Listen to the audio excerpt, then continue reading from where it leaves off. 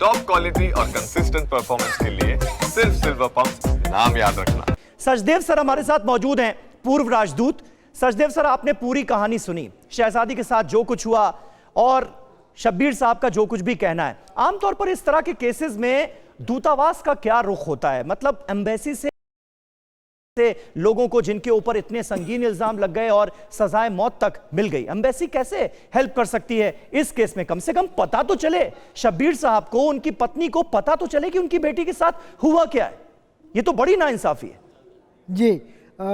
ये एक consular issue है और इसमें एम्बेसी के पास उस देश के साथ जैसे संबंध हैं उसी की तरह से उसको हैंडल किया जाता है। यूएई के साथ हमारे अच्छे संबंध हैं बिल्कुल, और दोनों देशों के बीच में मैन पावर को लेकर के कई समझौते हुए हैं और एक सब कमेटी भी जॉइंट कमीशन के नीचे जहाँ तक मुझे मालूम है जिसमें कि दोनों देशों के लोग यानी अधिकारी मिल करके ऐसे केसेस पर या कॉन्सुलर एक्सेस के केसेस पर बात करते हैं। तो चैनल इस तरह के मौजूद हैं और मुझे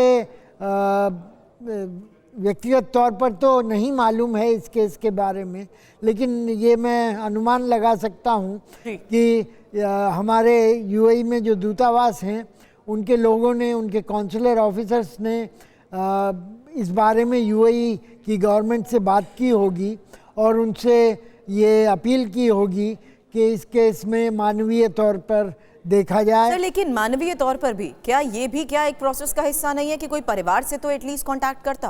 क्योंकि यहाँ तो परिवार यही कह रहा है कि उनकी सिर्फ और सिर्फ बात हुई है तो हमेशा सिर्फ शहजादी से, जिसके जरिए उनको ये सब कुछ भी पता लग पाया।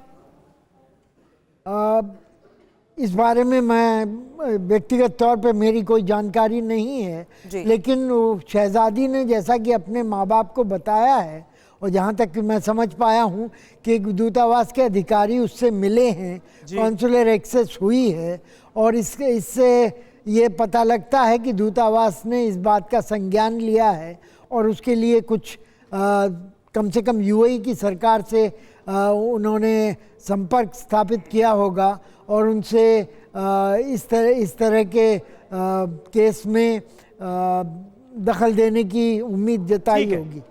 ठीक है, आप कह रहे हैं कि ऐसा हुआ होगा, ये आप उम्मीद जता रहे हैं।